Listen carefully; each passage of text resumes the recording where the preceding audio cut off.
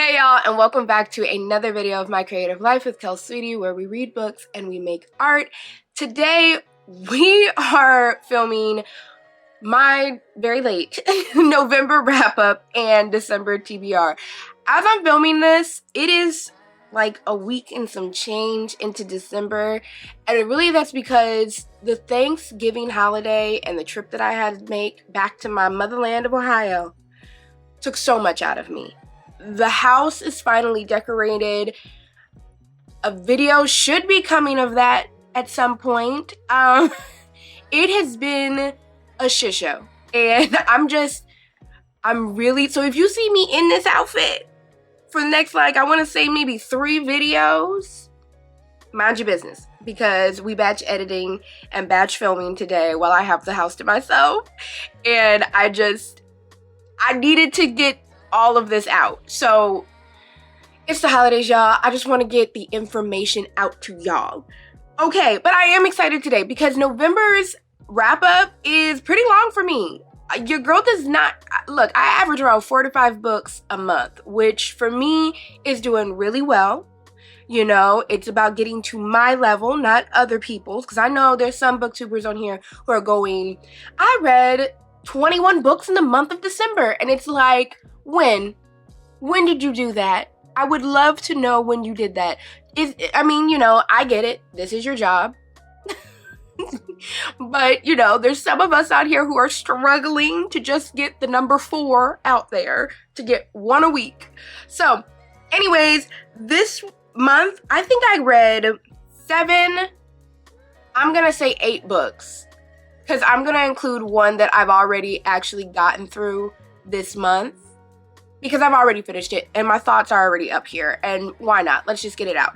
But that's still a ton for me. And it was also, I want to say it was a good reading month, but it was really average. I found a new 5-star, but I also found 2 1-stars, and there were some that were in the middle for sure. So should be an exciting wrap up.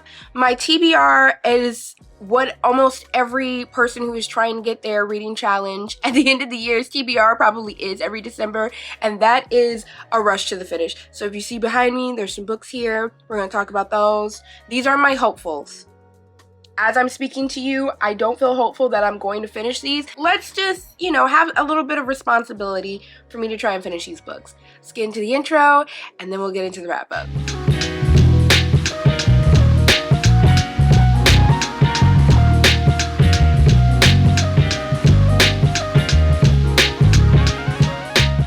So as I said in the intro, I had a great reading month as far as November was concerned on how much I read.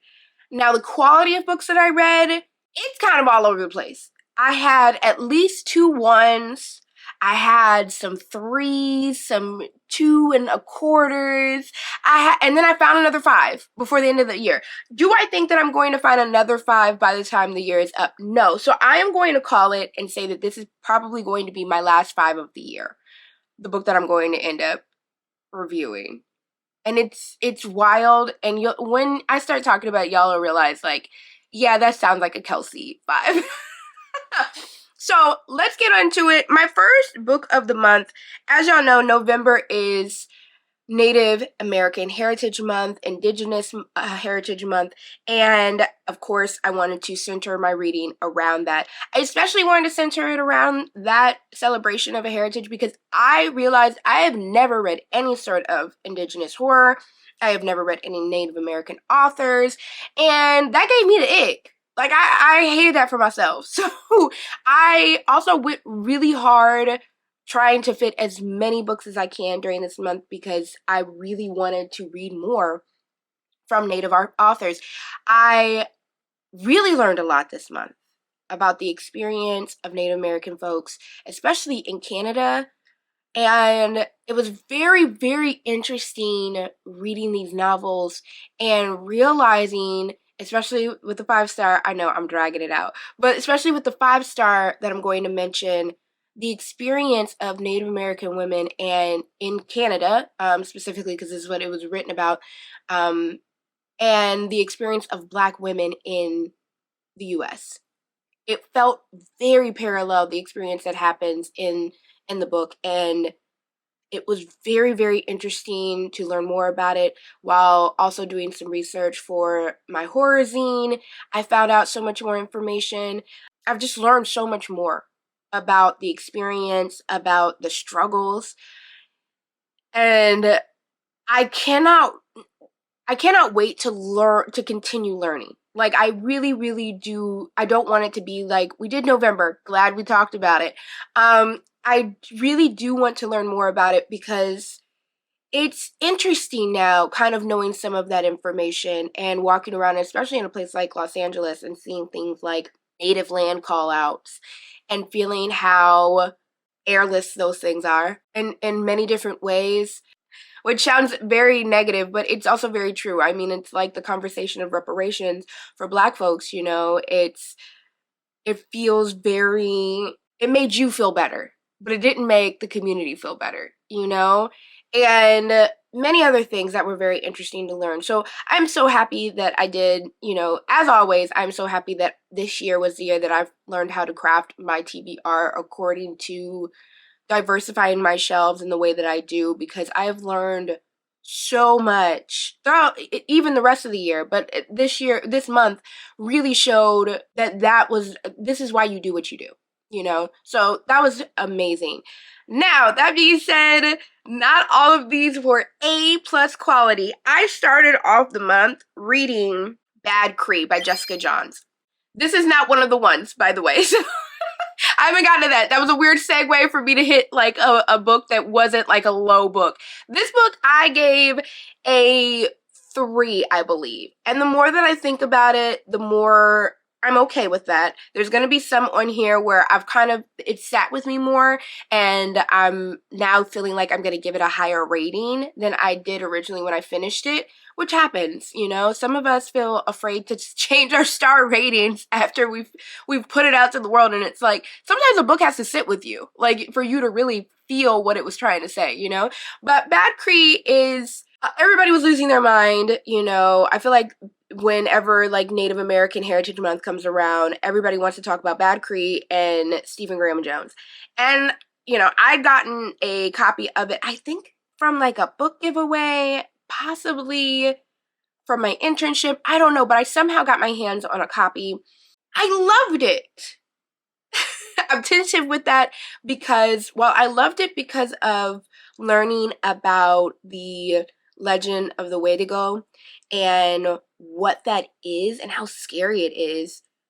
I feel like I couldn't sit in that horror for the Wendigo because I feel like the way that Jessica Johns wrote the novel, it kind of felt like it was moving too quickly and it wasn't focusing long enough on the horror aspects of the dreams that we were in, and how it's this cannibalistic monster, or entity rather, that feeds off of sadness and feeds off of those who are, like, you know, exposed in that way. And what I really did like about it is that it talks a lot about the idea that you can be surrounded by a huge family and by this quote unquote system that should be a huge support system.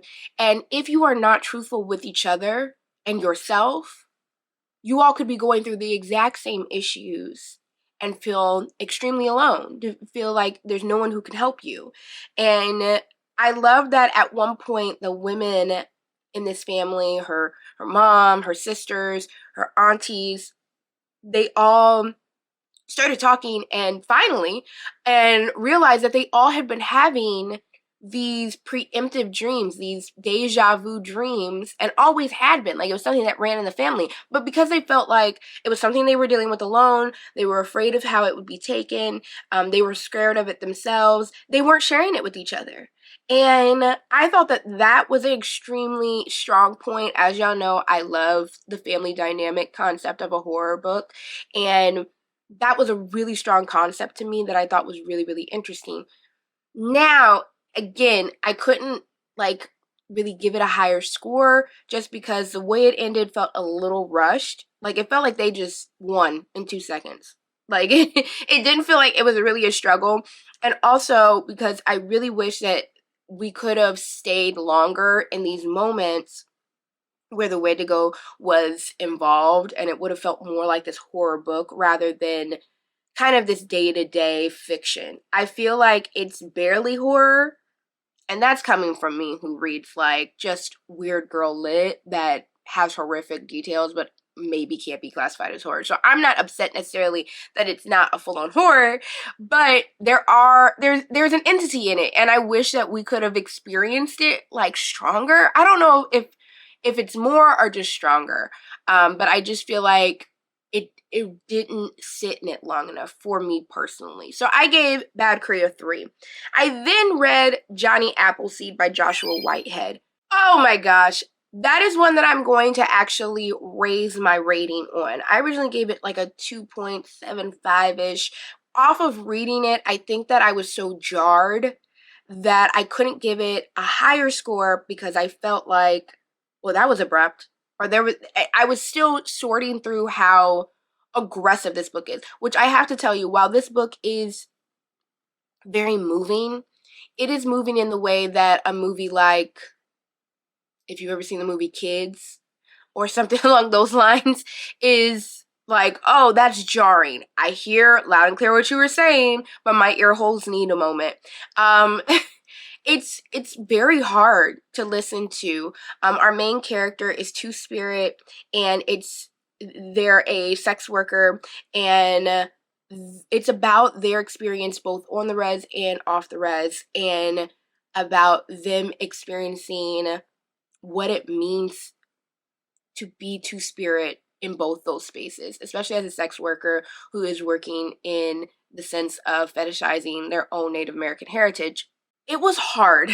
I had to take breaks. It's not a long novel, but it is a very hard novel. There's just so much that goes on in the book. They really just experience so much hardship and so much loss of love and so much lack of self-worth, and it's degrading. It's degrading, and it's very, you just want to give them a hug. You're just like, I want you to experience love so bad. And at the end of the book, there is a scream that emanates from our main character as they stand in front of their Kokum's, their grandmother's grave, who is like kind of the only person who really had this empathy for them. And you felt it. I mean, it was so right that it ended in that scream because you wanted that for them, that release. I highly recommend it, and it sat with me now. Now that it has sat with me, it's sitting at like more of a 3.5 because I feel like at first it was very, very aggressive for me to listen to, and that was so shocking that I couldn't really enjoy it and give it a higher rating. But now that it sat with me and some of the shock has ran off, I can sit here and I can kind of think more about what the message and what it was at its heart, and I can very much appreciate it. I can very much, because hearing about, you know, Two-Spirit and indigenous queerness is something that is extremely indigenous, not just to Native Americans, but to Black people, to basically every people of color. Queerness is not something that just came in within the last like couple of decades, you know? To hear the experience of our main character on the res being queer, let alone being Two-Spirit, and the abuse and the aggression and the hypermasculinity that is in this community, which is, you know, talked about a lot in being from European culture infiltrating, because it's not that sort of behavior isn't indigenous, isn't to the culture itself. Was very interesting. This is one of the books where I was talking about learning about the experience of Native American folks in, I'm pretty positive that this one took place in the US.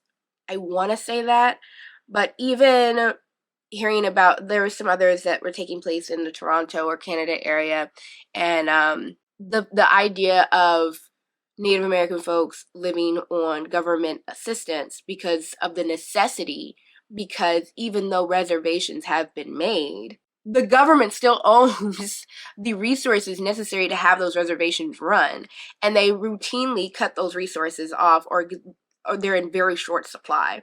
So it's still like, yeah, you've basically created these jail cells, these deserts, these poverty like deserts for these people to live in. But you're like, but we gave you the land. It was very heartbreaking to kind of listen to that, the racism behind that, and the experiences of all of that in this book. It was very hard to listen to.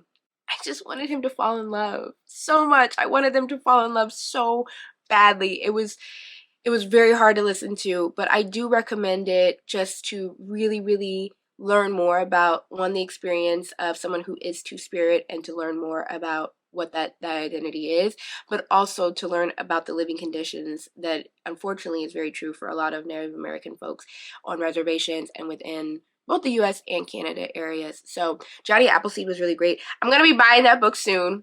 I was on the fence, but until it like really sunk in, I'm like, oh, I gotta buy that book now. So that'll be one of my treat trophies. But that was Johnny Appleseed. Night of the Mannequins by Stephen Graham Jones.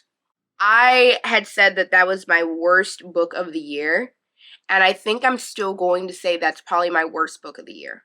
And that's saying a lot. I think there was one other one that I had this year that was like, that was a one. I don't recommend this book at all. And I'll talk about another Stephen Graham Jones book that I read that I feel like Jones was writing Night of the Mannequins to simply put themselves in a position to workshop the character in I Was a Teenage Slasher, which I also read this month. I'm not going to say they worked out all the kinks, but it got better. Night of the Mannequins is kind of, the best way to describe it is a bootleg Donnie Darko. Like, it was so bad. There was no character development. Jones basically kind of says who the slasher is, first and foremost, basically out the gate, if you're used to reading these types of novels, because I want to say like maybe 10 pages into the book, he mentions that our main character has forgotten to take their meds. And has been for a while. So I'm like, okay, got it. We already know who the killer is. We already know who's been doing all this stuff and everything. And I'm gonna tell you what this is, because I don't recommend it. So I'm not gonna sit here and go like, oh, I don't want to ruin it for you. No, we're gonna ruin it, because you shouldn't have to sit through this either.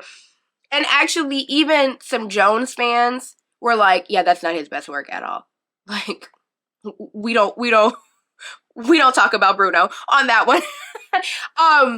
It gets ridiculous because our main character, see, I can't even remember their name because I've tried to just remove it. So our main character and their middle school friends, they're going into high school, or they've spent the last year or so in high school, and our main character is feeling like the group is falling a bit apart. And that usual way that, you know, when you go into your first year or so of high school, your middle school friends start to do. It's truly because, you know, you're growing up. You guys were friends before because of proximity. Now you're going into cliques. There's hierarchies. You're learning hobbies. You're meeting other people. Blah, blah, blah, blah. We all have grown up. Okay, got it. Our main character isn't taking it very well. I guess at some point, mannequins, they had a mannequin that they stole from a store or something, and they would play tricks with him. And I believe his name was Manny the mannequin. And I guess our main character finds him and goes, we should play one last joke. And it's in this theater on somebody who works at the theater, who I guess was an ass to them one time, or whatever the case was. It happens. I guess the joke doesn't fall correctly, and our main character starts thinking that the mannequin is real. Everything basically turns into this huge fever dream where he believes that the mannequin has been terrorizing and killing off his friends and terrorizing the town and eating everybody's fertilizer and growing to be the 500,000 feet tall, which makes no sense. It makes not one lick of sense. And that's why this was really hard, because fine, the you know, trope of the person who has been off their meds and slowly is it's going into paranoia and everything. One, it's overdone, it's a bit ableist, but fine. These plot lines happen. However, the plot, at no point as a reader are you tricked into believing anything that the main character believes. The main character believes that Manny the mannequin has been eating the fertilizer in everybody's yards and has been growing to 500 feet tall, creating havoc around the city and getting away with murders. One, you think somebody would really notice that a 500 tall mannequin, Godzilla-sized mannequin, was walking around in a small town? Like, somebody would realize that. Like, that doesn't make any sense. There was a huge, like, it felt like a Mad Lib story. A semi-truck runs through one of the friends' house, killing their entire family, and it's like, okay, are we in Donnie Darko? Like, what's happening? What's happening now? Like, why would that happen? Why would a semi-truck even be in a residential area in the first place? How would a semi-truck even get that far into a residential area, even if they were tired at the wheel? Like, it's not making sense. Friends are, like, dying left and right. He then has the logic that he will kill the friends so that Manny doesn't kill the friends and the family, possibly. So he thinks by killing the friends only, he's saving the families. What? Of course, near the end, which we've all figured out already, he's the killer. Manny is not the killer. And the first girl who we thought died in the beginning actually somehow survived, but she's an orphan now. And was knocked unconscious and had amnesia of some sort and had been eating the fertilizer in town. So she was the reason why the fertilizer was all going missing. And she had become feral. And so everything started coming back to her. And she's the quote-unquote final girl at the end. That makes no sense. One, why would this girl be eating fertilizer? And also, you mean she got hit by a semi and didn't die? I mean, it was ridiculous in the beginning. It's even more ridiculous when it's like, and she didn't die. It got insane. And even the way that it ended, he was like telling the story. He was like in the middle of a lake and he was telling the story first person from himself, from like the middle of this lake. It didn't really have an ending. It didn't really have a middle, and the beginning was stupid. So I gave it a 1. I should have DNF'd it. It was a 3-hour long audiobook. So I was kind of like, I'm gonna finish this because I really want to see how bad this gets. Like, it was kind of like, nah, I want to finish this because this can't be real. This can't be real. And this is why we read audiobooks. We listen to audiobooks before we buy the books, because I would have been upset if I had that book in my library and I paid good money for it because of how ridiculous it was. It wasn't good at all. I do not recommend it. I'm sorry to anybody who is a Stephen Graham Jones fan, but I've also heard that y'all also that's not y'all book either. So I don't feel too bad. It just did not make any sense whatsoever. Some people have said that they went into it knowing that it was nonsensical and so they had a good time. It was kind of like watching a bad movie. It's like, oh, I love this bad movie, but I knew it was going to be a bad movie, so it's fine. And I'm like, okay, if that's how you go into it and you feel like you'll enjoy it, if you kind of go in it with that mindset, then here is your thing to go through it with that mindset. Because going into it, that was my first Stephen Graham Jones book I had ever read, which was also a bad idea because it really put a bad taste in my mouth on who he was as an author. I am not, even with the other one that's on this list, I am not giving up on Stephen Graham Jones. I will try and read All the Good Indians and if that's good, then I may start My Heart Was a Chainsaw. I'm not starting with My Heart Is a Chainsaw just yet, just because that's a series. I'm not a series book reader, and I would hate to start the series or like read a book in the series and then end up not finishing or not liking it. So I'm going to give another chance with All the Good Indians and hope that at least has me in a better space regarding the author. Now, the other book that's on here, I'm going to skip to that and then work my way back. I Was a Teenage Slasher. It was better. And I feel like Night of the Mannequins was like, let me shake out all of this, like, crap. writing like exercise in order for him to write this character in I Was a Teenage Slasher. I rated this a 3, and the 3 really comes from the premise of the book rather than the actual storyline of the book. Because, again, there are plenty of plot holes that don't make sense.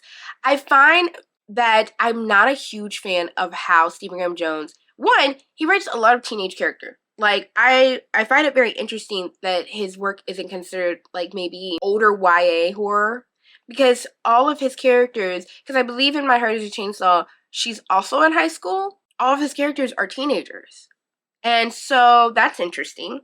But all of the boys I've read so far in these books are complete idiots. Like, I don't know anything. And I have no emotional thought process.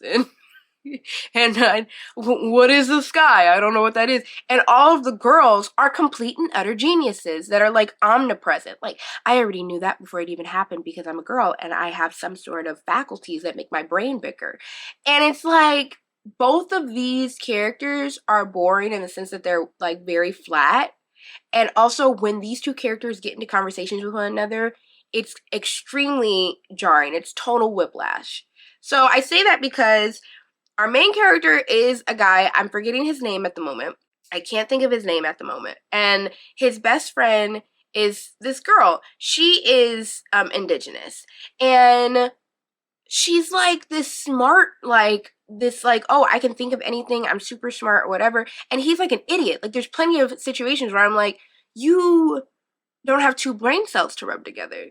Like, what is this?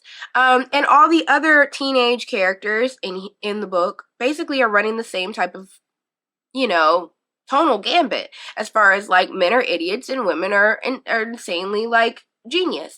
And I think that was, I don't know, it kind of felt like a bad teenage horror movie type of thing.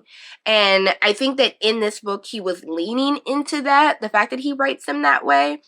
But it still felt very, like, instead of it feeling like, oh, you wrote this purposefully, it felt like this is just your writing style. Regardless, I Was a Teenage Slasher. I'd been to this basically blind. You're thinking, of course, like, our main character is a teenage slasher, which he is. What I didn't recognize and what was very, like, jarring is that we started out the gate with a lot of violence. And it felt like the violence that would happen at the climax of the book, which I wasn't upset with necessarily. I felt like, oh, that really changed it up. Like, I wasn't expecting that. And it kind of was the villain origin story. But what I did see, and I think that I'm in this era of cut your darlings. Like, if it can be shorter, then make it shorter. I feel like that for a lot of the books I'm kind of gonna run through a little bit of. And because once we did that and we kind of got the ball rolling, there was a lot of exposition. There was a lot of details and storyline and everything and minute situations that really had nothing to do with the actual plot line of our main character being a teenage slasher. But what I did give a 3 to, and I thought was very original, was the idea that teenage slashers, or the slasher trope amongst teenagers and like, the killer whole situation, is actually like a phenomena, rather like a scientific happenstance than, mental, like, something happens and then you become mentally, like, unwell and you become a slasher or whatever the case is. Like, it's more like this, like the book starts off with this, like, kid who's come back from the dead in order to wreak revenge and everything, like a kind of Jason type of character. And that was interesting. And then it was like our main character became teenage slasher because of his villain origin story of being bullied and everything. And everybody else fell into these roles that made no sense for them. But because of this scientific pool of what they had, like, created, like almost this Big Bang theory type of situation where it was like, this happened and this happened. And so, like, this has created this, like, magnetic pull of all of you guys acting out these tropes and these roles that aren't really you, but you fit into these roles because of what you guys have created. And now you guys just have to act out the rest of it. I thought that was interesting. I thought it was interesting. I thought it was funny and interesting, the idea of the slasher trope being kind of really made fun of. There's at one point where his best friend does these starts to see these things about him that are unusual and don't make sense. Like, chainsaws can start up, they have no gas in them, but when he touches them and starts them up, they all of a sudden start to work. But nobody else can start them up. Like, why can you do that? Or him picking up a knife and it making a slink sound every time he picks up a knife, no matter what. But anybody else picks it up and they just pick it up. I thought that was funny. There was a part where she was like, okay, I'm gonna run and you try to catch up with me. And he basically caught up to her in like 2 seconds and everything. If her back was turned, he basically ran faster. Or like, he didn't necessarily run faster, but he just caught up to her faster. Like, there was just like this unexplained phenomena that, like, no matter what, he could catch up to you. And especially if he was injured, he could catch up to you even faster. Like, I thought stuff like that was funny, and I thought it was interesting, and I thought it made fun of the slasher trope of the fact that, like, you know, there's no way that, like, Jason should be able to catch up with people in Friday the 13th movies because of how slow he moves. But somehow he always gets them. Somehow there's always a weapon. All these different things. I thought that was extremely interesting, and I feel like I want somebody else to write that novel because the plot is interesting. I just don't feel like Stephen Graham Jones is really the one who did it for me, writing that type of novel, because of how he writes his characters.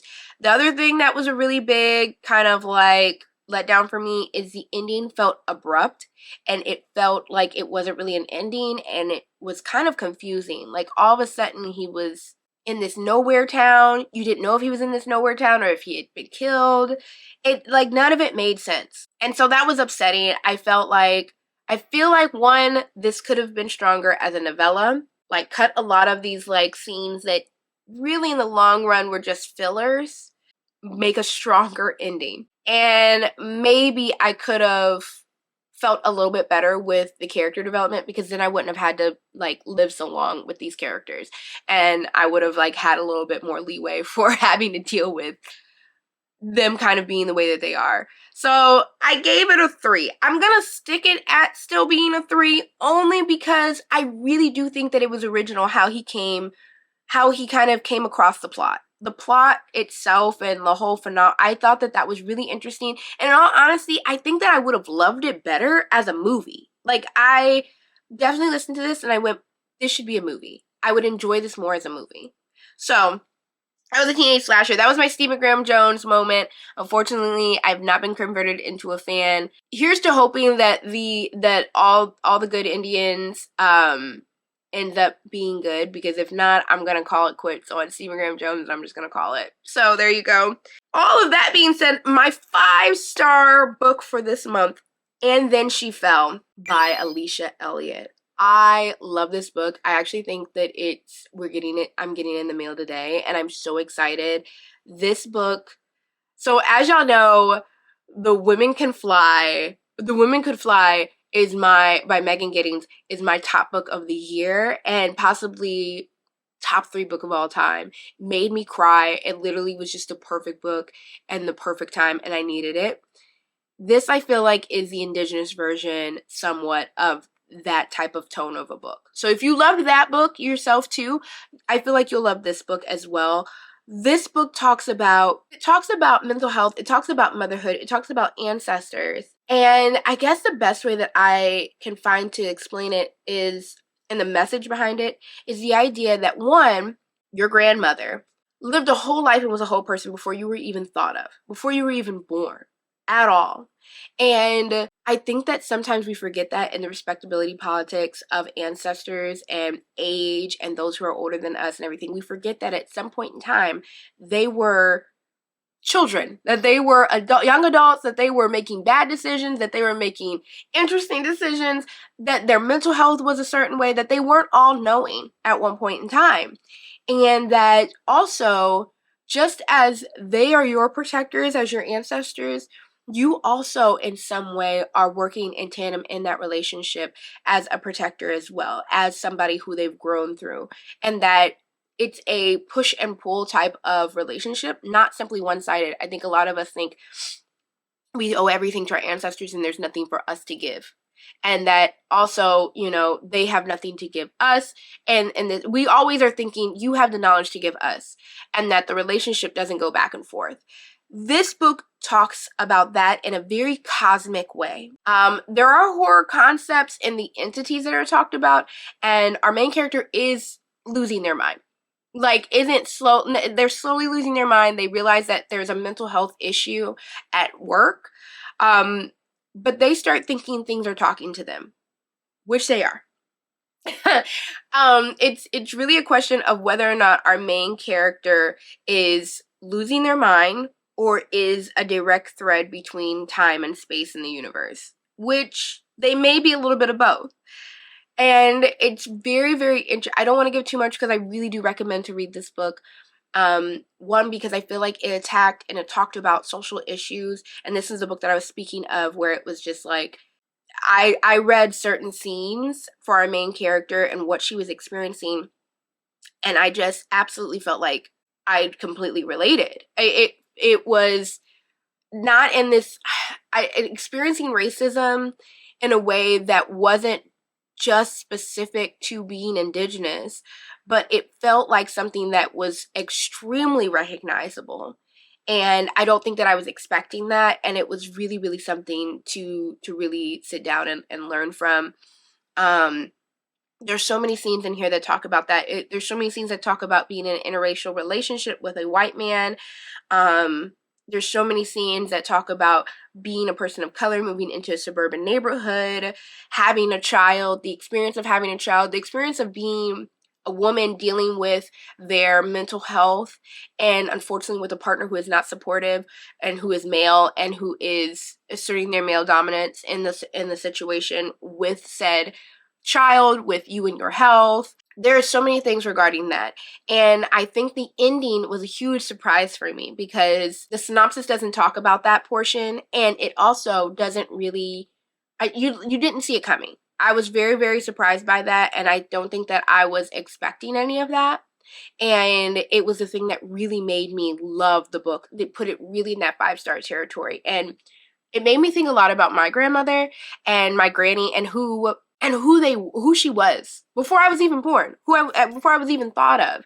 And that, like, there has to be this humanization to your ancestors because they are the reason why you are the way you are. And I love that. I love stories that really take our ancestors, our elders, and they put them in the concept and the perspective of being humans, not simply you are all knowing.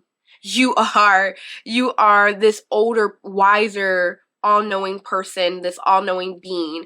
Yes, you may know more, but you are also human. I love the humanization of our elders, of our ancestors, because by humanizing them, you can better understand yourself and why you do what you do because of the experiences that they had and who they were.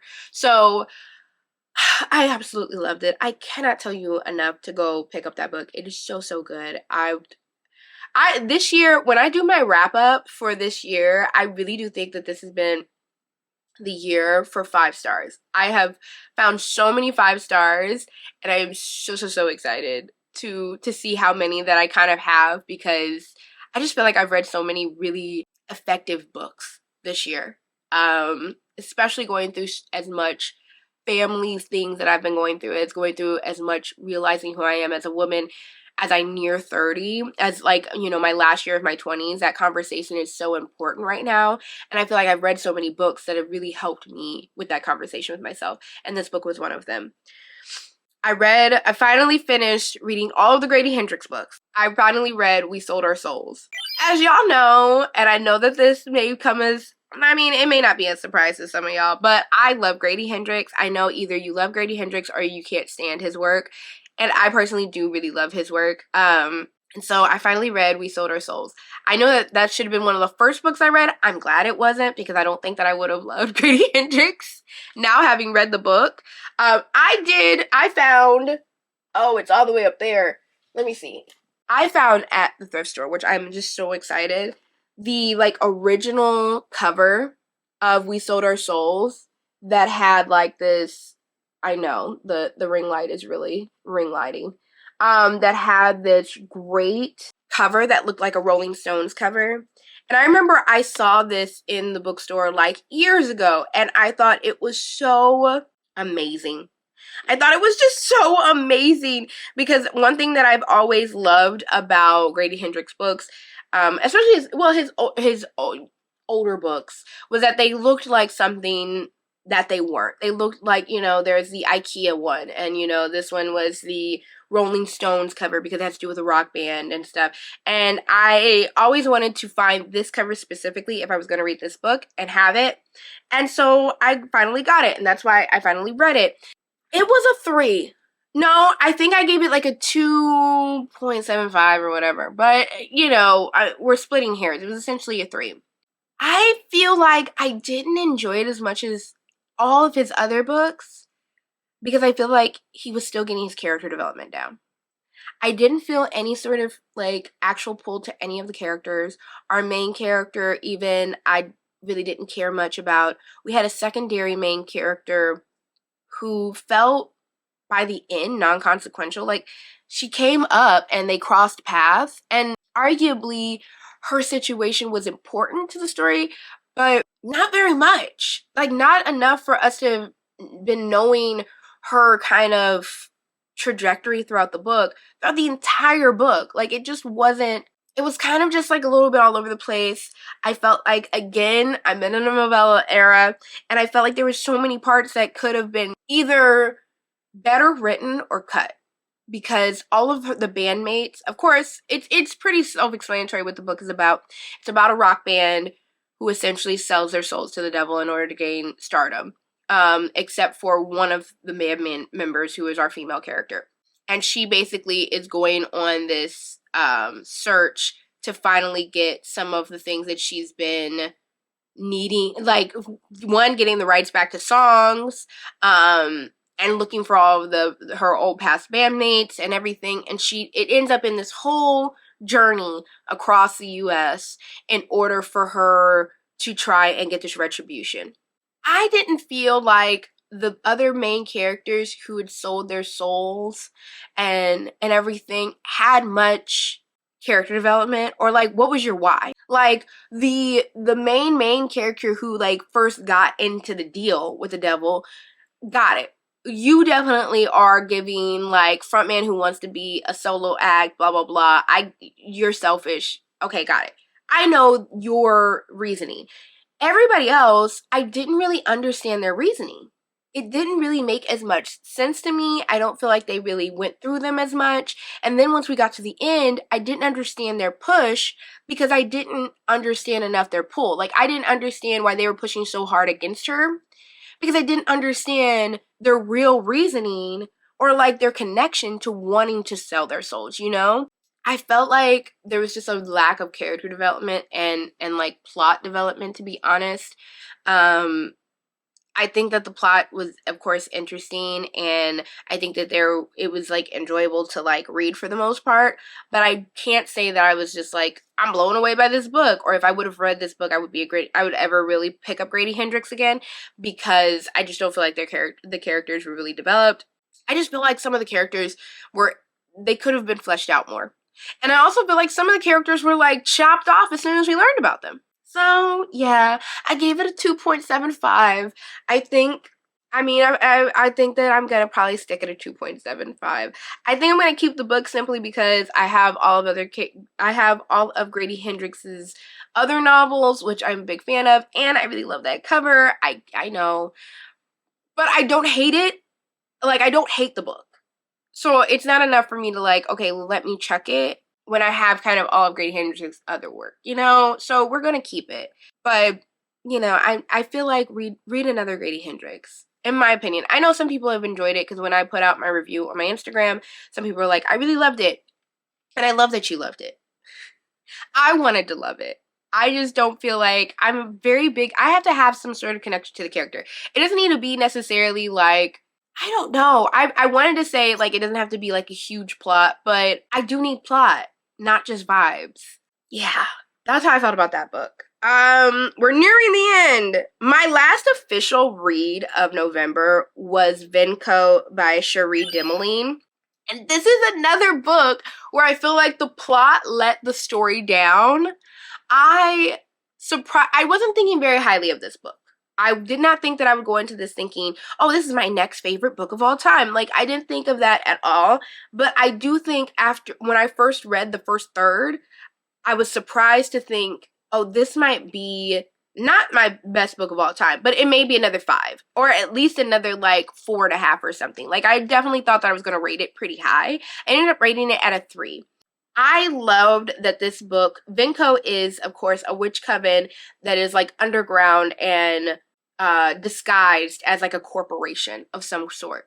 I loved the beginning of it and how it was explained. I loved how sleek it was. I loved how the mother, maid, and crone were described in the beginning, how it felt very dystopian in a way. Like, I felt like I could really see it, and I loved how the visual of it all. I really love that. I even like our main character.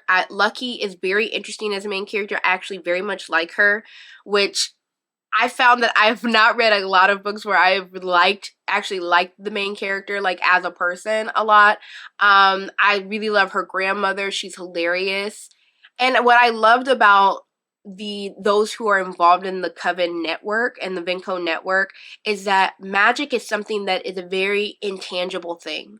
And it's really related to how you identify with magic culturally and through your identity.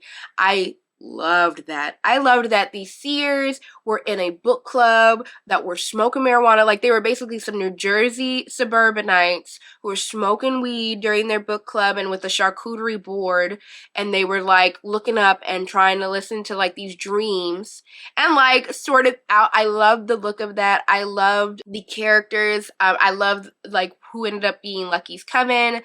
I love that we had different spaces. Like, there was hoodoo, and there was something that was more intangible as far as magic, and of course there was indigenous magic, and there was, backwoods magic as well. And I love that. I love that it felt very, it wasn't simply I have a wand. It wasn't one like simple look at what magic is in a very like Harry Potter way, or even just looking at magic as one sect of magic, but rather that it was many different ones. And even like something as much as like simply saying like rituals before drinking, that libation like was a part of ritual and magic. I love those things so much. And I felt like it felt so big.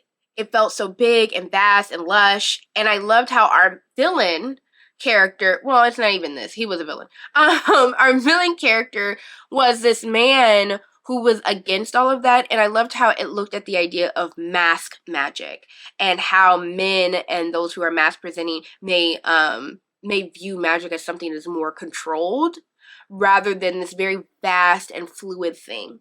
That's how he looked at magic, was this thing to control. That's how he used magic, was to control. That's how he looked at magic, was in this way of that was very controlling. And I loved all of that.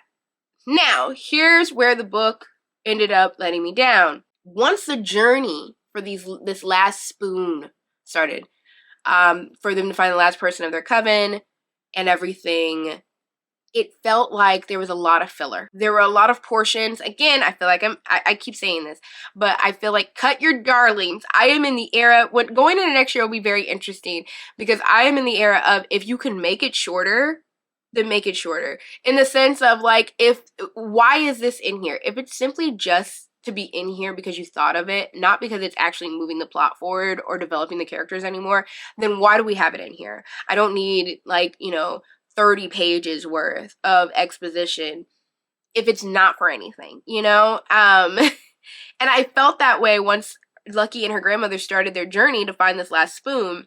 It just felt like it became extremely boring. I became less invested, and I wasn't paying as much attention, which in the end, it didn't even matter, because I feel like I missed information that wasn't important to the story, because by the time I got to the end, I still knew what was going on. So that tells me like a lot of that wasn't necessary. And speaking of the ending, I feel like Lucky won too quickly.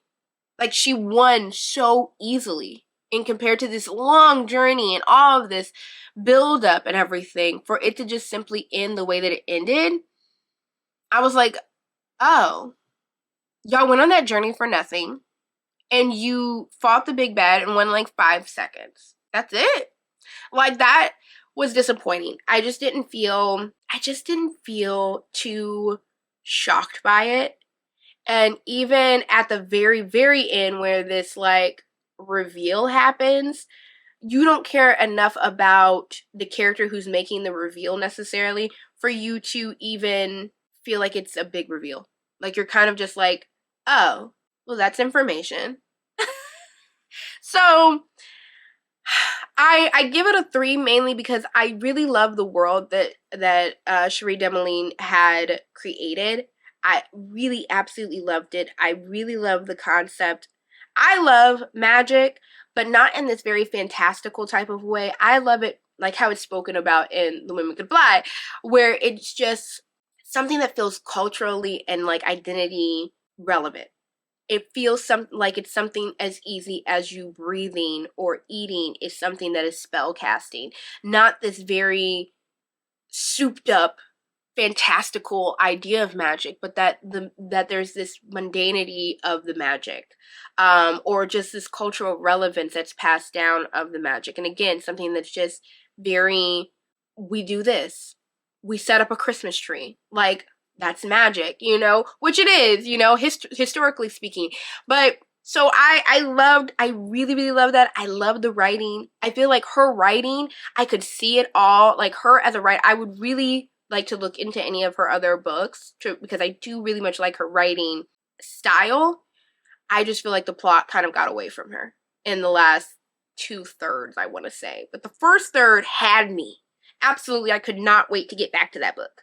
So that was my last official read of November. I read one last book during the first portion of December, and because I'm concerned about when I'll even do my December wrap up and everything, and I'm kind of rushing to the end, I'm just gonna stick it here. And I really don't have much to say about this book anyway, so really I'm saving y'all a 10 minutes from that video whenever it'll come out, and that's Brat by Gabriel Smith.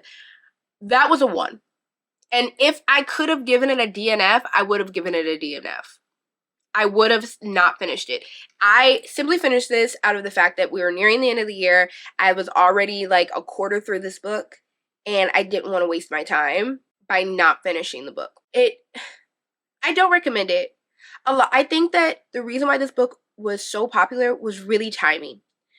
Charlie XCX put out Brat, and this book came out at the same time, and it was just perfect timing that, the word brat and everything was just big right now.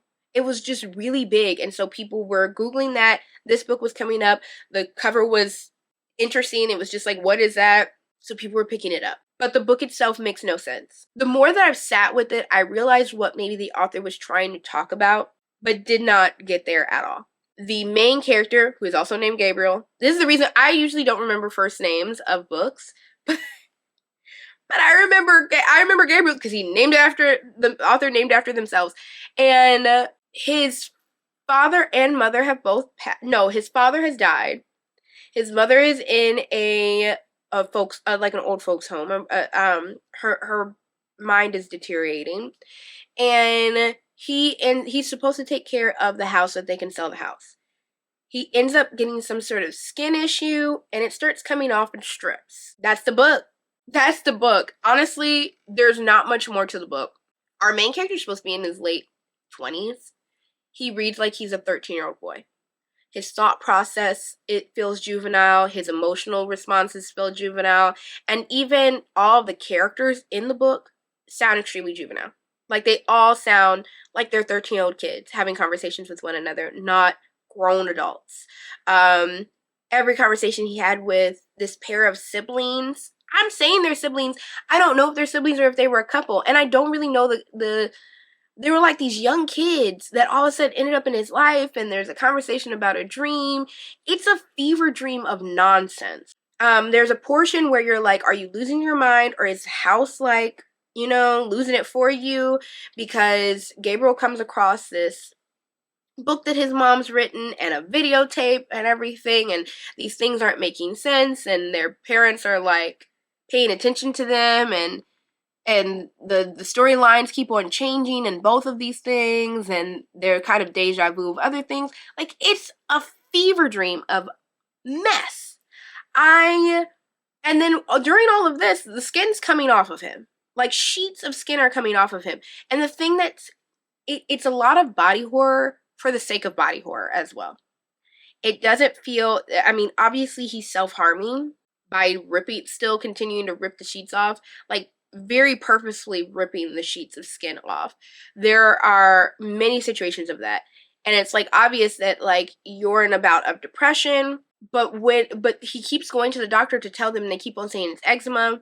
I'm like, you just peeled off half of your skin on your stomach last night. Just show them that, and they'll see it's not eczema.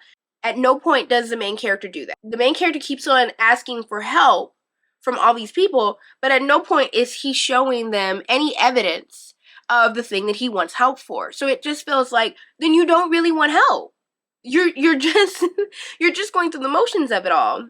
It was frustrating to listen to because I feel like the author was trying to go through these conversations of grief and experiencing the passing of a parent, and how you can regress, how depression, the spiraling, and that conversation. But I don't feel like that conversation was had because your main character was so emotionally inept, and you just fit body horror in there just for shits and giggles because you didn't it didn't go anywhere. It didn't, again, it felt like there was no actual plot, and it also felt like there was no actual anchor to the entire book. And when you're writing something that's a fever dream, it's not that I don't like fever dream books, but you have to have an anchor, or else you're just writing just to be writing. Like, you're just writing stuff. So, again, it was that book was supposed to be only like 5 hours as an audiobook, and it felt like the longest thing ever because it just didn't make sense. And once I neared the end, I was on 2 times speed, which I usually do not read anything 2 times because I don't feel like I'm retaining any of it. But that was another thing. The audiobook person was reading so slow that even at 2 times speed, I was still catching on to everything they were saying. The audiobook was produced well, though. Like, there were many parts where, like, they were on the phone and it sounded like they were actually on the phone. Yeah, like, there were interesting parts of the audiobook, but the book itself just didn't hit the mark at all. So that's how I've started my December. I'm currently reading Nestlings, and that's going a lot better. So with that was my November. I am looking at how much I've recorded, and it is so much. But I guess that's what happens when you read that much and you're used to talking about like 4 or 5 books and you end up talking about 7 or 8. So there you go. Let's get into my December TBR, which is very loose because I am 10 books behind. I am 10 books away from my goal for the end of the year. I have 3 weeks. A part of me still has hope because this time last year, I was also very, quote unquote, behind on my yearly goal, and I somehow ended up reading a book or 2 over my goal. So I still feel like we could still do this. I'm being hopeful. I feel like there'll be a lot of time. I have to take a trip up north, and that will be a couple of hours. I feel like I could knock out at least 1 book during that time. But we'll see. We'll see. This is what I call the end of year mad dash. These books are on my current TBR for the end of the year. And I'm going to go through them quickly because really I grabbed whatever was really I felt was doable on my physical TBR and said, well, let's just try, shall we? There are some physical reads on here. Y'all know that I'm not great at a physical read, but at the same time, they're novellas or they're short stories. So I'm not stressed, you know? One of those being The Darkest Night. This came out this year. Chilling stories from the biggest names in horror. I'm really excited to read this, mainly because there's some authors in here that are new authors to me from like this last year. Like I only read Eric LaRocca. I only read Eric LaRocca this year as far as a new author, but I did really love their what the trees grew because I bled there. Yeah, the trees grew because I bled there. It was much more like extreme than I usually read, but I did really love some of the concepts in that book, so I can't wait to get to their portion of the book. And yeah, there are a lot of short stories. I think the end story though is pretty long though. So we'll see if I get through it. I want to say yes, and I think that I need to just kind of like slowly work my way through it day by day, to be honest. But they seem, I mean, as y'all know, I love a good short story anthology. I haven't read one in a while, and I feel like this one is perfect. Now, because of the holidays, I'm not going to be hosting a reading sprint, but I do plan this weekend to have a 24-hour readathon for myself. 24 hours of me just reading, and I'm going to vlog it. So I'm excited, I am concerned, but I'm hoping that these 3 books will probably get knocked out during that 24-hour reading sprint. The next one, oh, and this has, wait a second, let me tell y'all who's in this book. Jeez, this is my first time. There's 22 stories in here, and we have Gwendolyn Keast. Oh, I think that I'm going to butcher some of these names. Tim Wagoner, Josh Mallerman, Haley Piper, which y'all know I love Haley Piper from The Queen of Teeth, Stephanie M. Witovich, Clay McLeod Chapman. One of his books are also in this stack. Lindy Ryan and Christopher Brooks, Eric LaRocca, M. Rickert, Lee Murray, Cynthia Paleo, Christopher Golden and Tim Leben, Kelsey Yu, Nat Cassidy, which we are all a fan of, Rachel Harrison, Tommy Hudson, Christy DeMeester, Sarah Tantlinger, Darcy Coates, Jeff Strand, Mercedes M. Yardley, Jamie Flanagan. Those are the books that are in here, as well as, oh, there's a poem by Jessica McHugh and an illustration by Mr. Sam Sheeran, which, that's fun that there's actually an illustration in here. Show some love for us artists in the horror community. So I'm excited. I'm very, very, oh, it's gorgeous. To hell with hibernation. I know that's right. So I'm excited to read this. I'm hoping to maybe knock it out during that 24-hour readathon that I'm having this weekend. So we will see. We will very much see. Remember, I said 10 books, and obviously there's not 10 here. So we'll get to that when we get to it. Rest Stop by Nat Cassidy. I am finally going. I was supposed to read this during Thanksgiving holiday. And in my mad dash and rush to pack and everything, I completely forgot these 2 novellas, which I had planned to read on the plane. So here we are now. I'm going to finally read Rest Stop. This is probably as close as I'm going to get to real extreme horror. A lot of people have told me. But I love Nat Cassidy, and I want to find out about the googly eyes.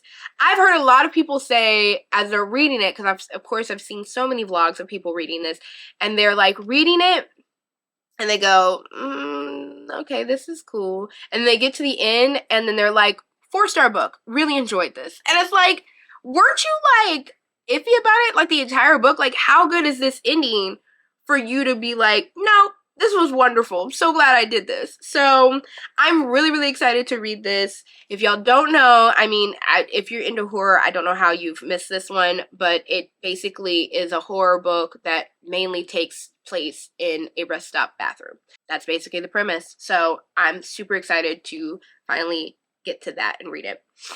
Bloom by Delilah S. Dawson. I'm excited to read this. I already know the trope, lesbian cannibalism, but I love some lesbian cannibalism, so I'm not mad at this. I'm really excited to read this.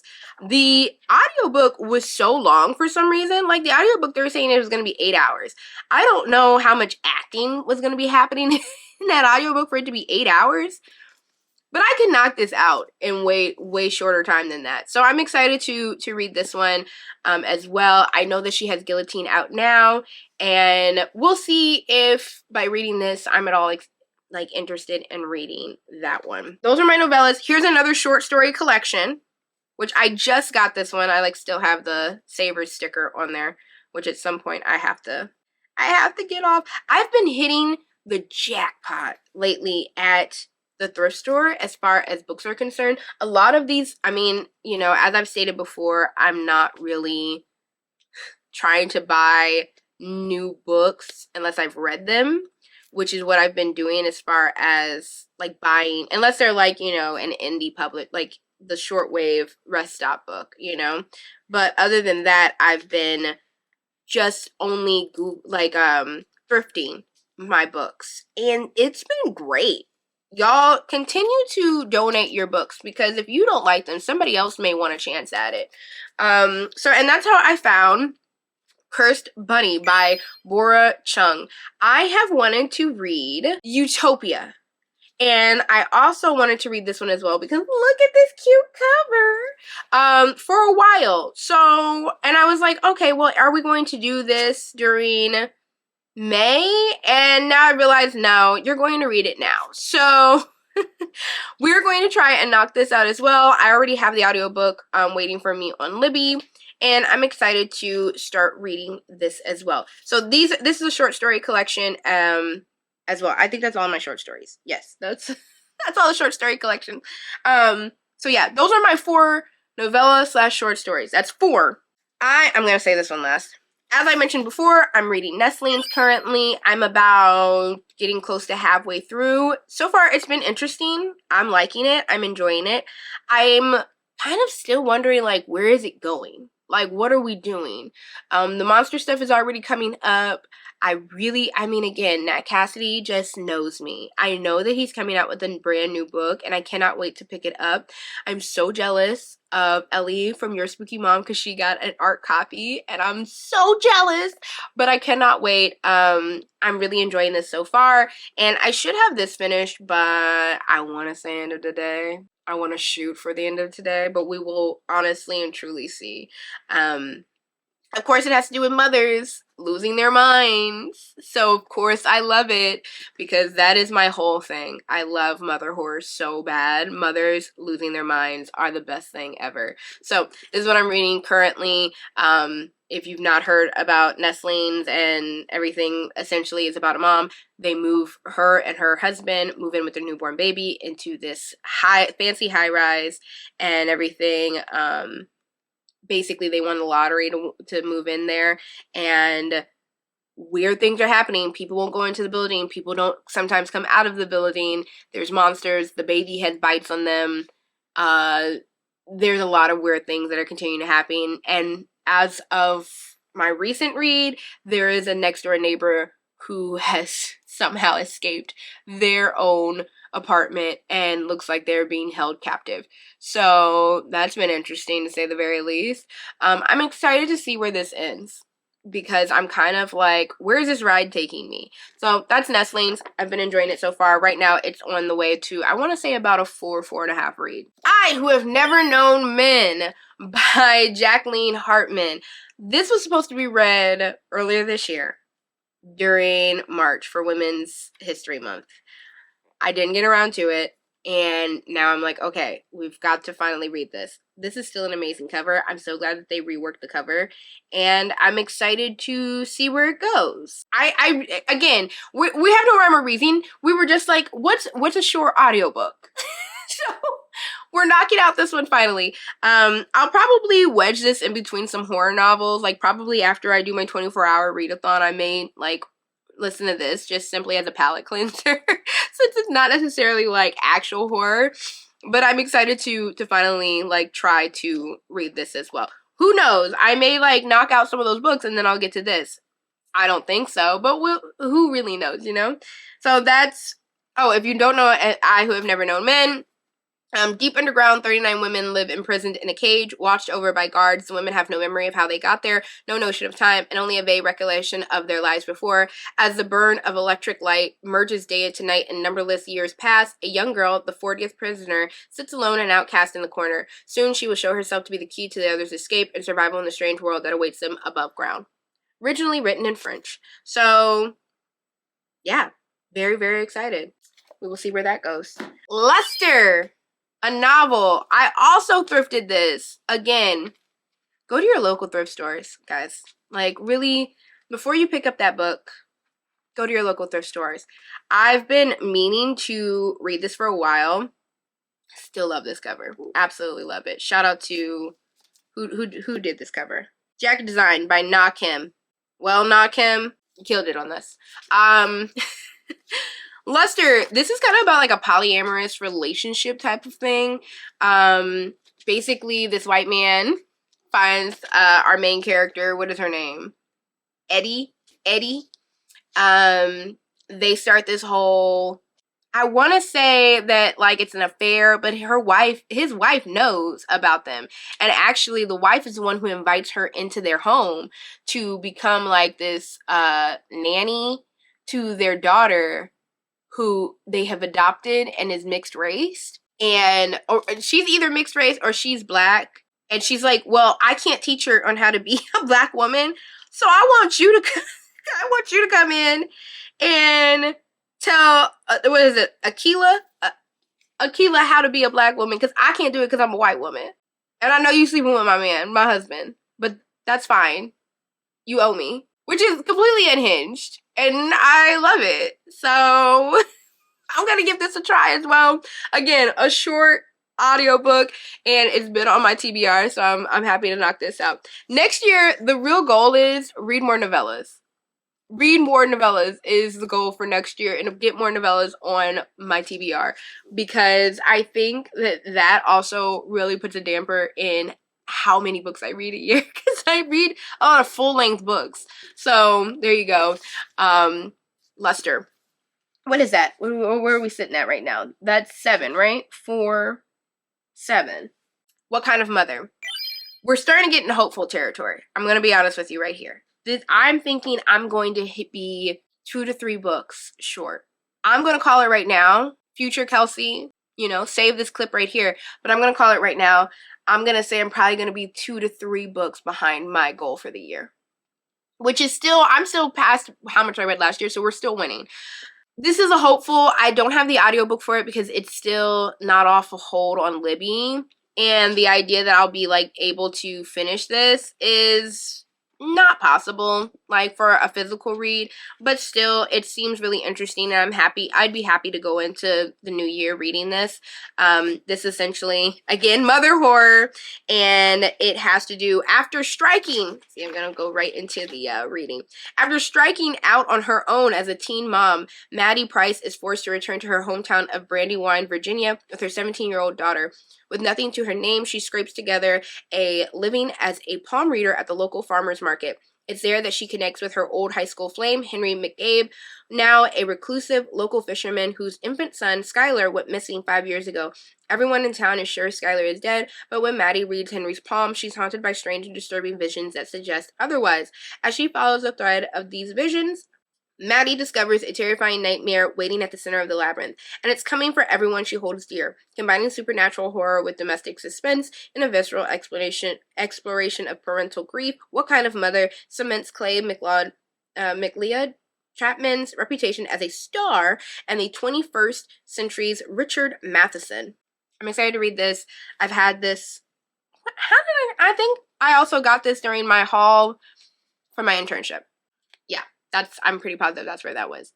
That's 8. I have 2 more books on that roundup of books for me to hit my goal for the end of the year. And to be honest with you, I really don't have faith that I'm going to hit my end of year goal. I'm very positive about getting close, but as far as actually getting my goal, I'm pretty sure that's a no-go. I'm going to be honest, and I've looked at the books that I have, and I don't feel like I have anything short enough to possibly make it to the end of the year. Like, I don't read a lot of novellas, and so I don't really have a lot of anything that's short enough. I recently thrifted Handmaid's Tale, which isn't really that thick, so there's a possibility, but I don't know. There's just a possibility. Like, I don't feel certain about it. I'm taking off the sticker on camera because I'm like, once my ADHD is like, you need to take that sticker off now, or else you're gonna forget. There's that. I have There's Sucker, but Sucker's not available, and it's also a longer audiobook. There's Weird Black Girls by Elwyn Cotman. These also are short stories, so there's maybe a possibility of me reading this, but I'm not certain about it. Like, it's short stories, and I think that gives me like a little bit of hope, but it's still, you know, all those short stories add up together, you know? I know for a fact that American Psycho is a physical read that I'm just not going to get to. And I'm hoping that at some point the audiobook will be available so I can finally actually really read it. Because I don't feel very good about, unless I do a 24-hour read, I don't feel very good about reading that now that I know that there's not really an audiobook for it. And then there's always Slewfoot, me finishing Slewfoot, which I do want to finish. I don't want to not finish it, and I don't really feel like there was anything wrong necessarily with the writing.